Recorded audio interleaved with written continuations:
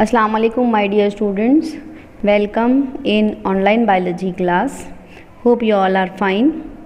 So students, we have started with the new chapter of your textbook, that is chapter number 13. In this chapter we are dealing with environment. So we have started with the chapter organism and population, and in this chapter we have completed the introductory part, that is organism and the environment around.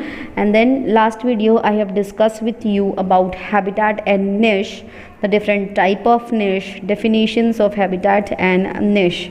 So this was I think clear in your minds, and 3 types of niche also we have completed last time. तो यहाँ पे हम लोग जो है वो अगला topic start करने जा रहे हैं, that is the factors affecting habitats, or the major in that only we will concentrate on the abiotic factor. जैसे कि आपको पता है कि जो environment है वो biotic एंड abiotic factors से मिलकर बना हुआ है. तो जो living organisms हैं वो biotic, नॉन लिविंग abiotic. तो इसमें से जो abiotic factors हैं, ये अबायोटिक फैक्टर्स बहुत ज़्यादा इम्पैक्ट करते हैं किसी भी इन्वायरमेंट के लिए, जैसे कि water, atmosphere, temperature, soil, light, wind, ये सारी चीज़ें जो है वो अबायोटिक फैक्टर्स में इंक्लूड होती हैं. तो what is the impact of abiotic और non living factors on ecosystem that we are going to study in this chapter. So in that the very first one, जो सबसे फर्स्ट इम्पैक्ट होगा environment के ऊपर, वो होगा टेम्परेचर का.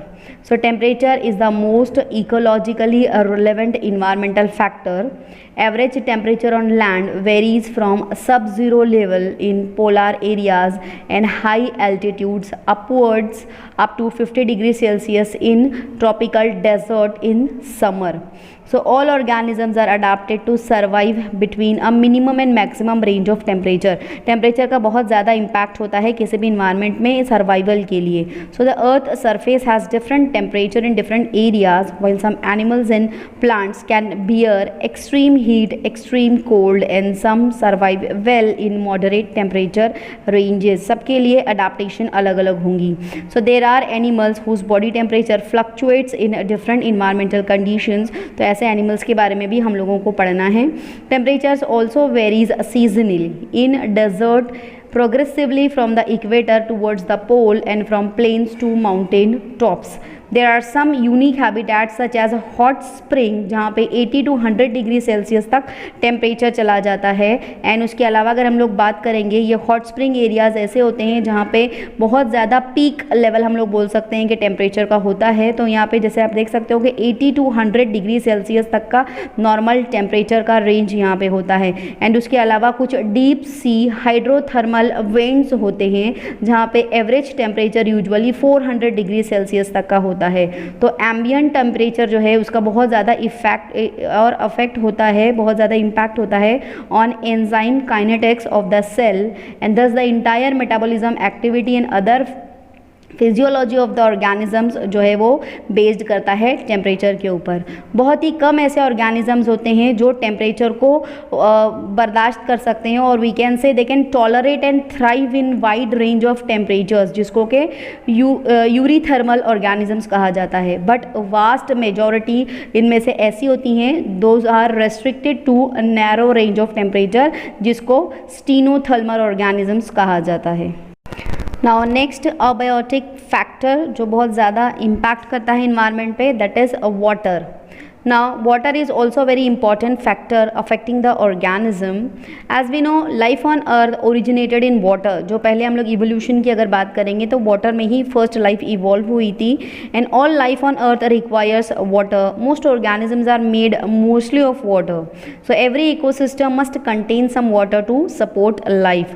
Its availability is so limited in desert that only special adaptations are required to survive there. So that is the reason the productivity and distribution of plants are also heavily depend on water. Desert areas जो होते हैं, they are having very scarcity, they are facing with scarcity of water, and also the low lying areas, और जो ऐसे areas होते हैं जहाँ पे बहुत कम quantity में water available होता है.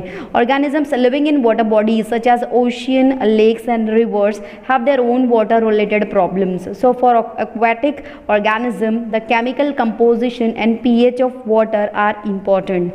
So the dissolved salt concentration as salinity in parts per thousand is less than 5 ppt in fresh water of a stream, lakes and rivers, and 30 to 35 ppt in the seas and ocean. So it may go up to 100 ppt in some hypersaline lagoons. तो इस तरीके से जो organisms होते हैं इनको wide range of change of PPT and salinity को बर्दाश्त करना पड़ता है. They have to bear it. Some organisms are tolerant for a wide range of salinities, जैसे कि यूरोलाइन होते हैं, but others are restricted to a narrow range जिसको स्टीनोहेलाइन कहा जाता है. So euryhaline and stenohaline, they are the types based on salinity. Many freshwater animals cannot live for long in seawater and vice versa because of the osmotic problems they would face there. So that is the reason in water body, if organisms are there, so they have to face such kind of problems, and all this we have to take care. Now next abiotic factor is light. And light की क्या importance होती है we can understand because plants are preparing their food material in presence of light only. So photosynthesis के लिए light बहुत ज़रूरी है. They require light to survive. Some plant need more light than others. Why? Because they need to do their other activities also. So this is a source of energy we can say for the entire ecosystem. Photosynthesis can occur only in the presence of sunlight, and many species of small plants like herbs and shrub, they require light for the process of photosynthesis for growing on forest floor and adapt to perform photosynthesis optimally under very low light condition we can say. So it is the energy that is used by the green plant which contain chlorophyll during the process of photosynthesis. So process during which plants manufacture sugar. आपको तो इसकी definition पता ही है, photosynthesis की क्या definition है. So optimally under very low light condition plants अपना जो है वो फूड प्रिपेयर नहीं कर पाते because they are constantly overshadowed by tall trees. अगर हम लोग फॉरेस्ट एरियाज की बात करेंगे. And if you will talk about the animals, so animals to diurnal and seasonal variations are there in light intensity and duration, जिसको कि photoperiod कहा जाता है. They are the clues for timing their foraging, reproductive and migratory activities. So the availability of light on land is closely linked with that of temperature, since the sun is the source for both. जैसे कि light और we can say temperature, दोनों के लिए जो है वो sunlight एक major source का काम करता है. So that is the reason light is also playing a very crucial role in the ecosystem. Next abiotic factor जो सबसे इम्पॉर्टेंट है that is soil, because plants are growing under soil and the nature and properties of soil are depend on the climate, the weathering process. So soil provides nutrient for plants and home for many small organisms जैसे कि insect, bacterias etcetera. Then कुछ और भी हम लोग यहाँ पे interesting बात कर सकते हैं, that is a square meter of soil can contain as many as 1000 species of invertebrate. जैसे कि इनवर्टिब्रेट जो विदाउट वर्टिब्रा वाले होते हैं, तो ये हम लोगों को एक रफ डेटा भी यहाँ से मिल जाता है. So various characteristics of the soil such as soil composition, grain size determine the percolation and water holding capacity of soil. So it is made of bits of rock. आपको पता है कि soil का composition क्या है. water minerals इसके अंदर बहुत ज़्यादा होते हैं, living things के लिए life का काम करती है. it provides water and nutrient for the plants we eat. और इस तरीके से जो है वो बहुत सारे बैक्टीरिया एंड फंगाई के लिए होम का भी ये काम करती है. So the characteristics along with pH, mineral composition and topography determine the vegetation of an area. So vegetation in turn dictates the type of animals. So abiotic factors that determine the type of habitat also show considerable diurnal and seasonal variations. So plants and animals must adapt to these changes in order to survive and flourish in the habitat. So during the course of their evolution, many species have evolved a relatively constant internal environment that permits all biochemical reactions and physiological functions to proceed with optimum rate and allow the species to flourish. Now यहाँ पे अब एक concept आ जाता है homeostasis का. So the organism try to maintain the constancy of its internal environment, उसको कहा जाता है होम्योस्टैटस. तो तो ये ऐसा एक बैलेंस होता है जो ना बहुत ज़्यादा if we can say if it is not too hot so it is not too cold, तो जो मॉडरेट टेम्परेचर बॉडी का होगा और एक्सटर्नल इन्वायरमेंटल कंडीशन के हिसाब से बॉडी जब अपना टेम्परेचर मेंटेन करती है, that is called as homeostasis. Why it is necessary to survive and flourish in any environment. So organism must adapt to change in the environment for which there are certain जो कि possibilities होती है. तो वो possibilities जो है हम एक एक करके अभी देखेंगे. Now the very first one is regulate.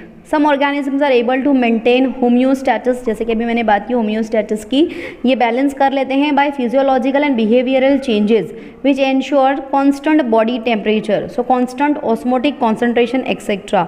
अगर हम लोग मैमल्स और बर्ड्स की बात करेंगे तो they are capable of such regulation, जिसको हम लोग thermoregulation and osmoregulation बोल सकते हैं. तो आप लोगों ने अपने लोअर स्टैंडर्ड्स में warm blooded animals, cold blooded animals वगैरह के बारे में पढ़ा होगा. तो इस तरीके से एनिमल्स के अंदर ये एक होम्योस्टैटिस कंडीशन होती है जिसकी वजह से वो लोग thermoregulation and osmoregulation ये प्रॉपर्टी को बहुत बेटर तरीके से डील कर सकते हैं, so that they will be able to survive in adverse climatical conditions. Next thing is conform. Now what is this conform? It is the ability of a plant so that they can maintain a constant internal environment for their survival. So the body temperature changes with the ambient temperature. In aquatic animal, the osmotic concentration of the body fluid changes with that of ambient water osmotic concentration. So these animals and plants are simply conformers we can say. तो जैसे कि regulators होता है, they can able to regulate, same उसी तरीके से conform होता है, they will allow internal environment to conform the external changes. इस तरीके से ये दो अलग अलग कंसेप्ट है, कन्फर्मर्स वर्सेस रेगुलेटर्स. अगर हम लोग देखेंगे तो regulators will able to regulate the environmental condition and conformers to external environmental condition से वो अपने इंटरनल कंडीशंस को उस तरीके से फ्लक्चुएट कर लेते हैं so that they will be able to meet the change. जो भी चेंज होगा उसको वो लोग जो है वो बेयर कर पाएंगे, इस तरीके से उनका चेंज हो जाता है. Some species have evolved the ability to regulate within a limited range of environmental condition beyond which they simply conform. So if the stressful environment is localized or only for a short period of time, the organism may migrate or suspend its activity. The next possibility is migration or migrate. The organism can move away temporarily from the stressful habitat to a more hospitable area and return when stressful period is over. आपने अक्सर देखा होगा migratory birds को जो Siberia से जो है वो फ्लाई करते हैं okay to India, because there बहुत एक्सट्रीम कोल्ड होती है, इस वजह से वो लोग इंडिया आ जाते हैं. So many animals particularly birds हम लोगों को जैसे देखना है यहाँ पे during winter they undertake a long distance migration to more hospitable areas. तो इस तरीके से एक देखा गया है कि बहुत ही लॉन्ग डिस्टेंस को कवर करके बर्ड्स में खास करके ये क्वालिटी देखी गई है कि they are doing migration so that they will be rid away to some extent with the stressful environment and उसके बाद जब हालात नॉर्मल हो जाते हैं then again they go back to their home town.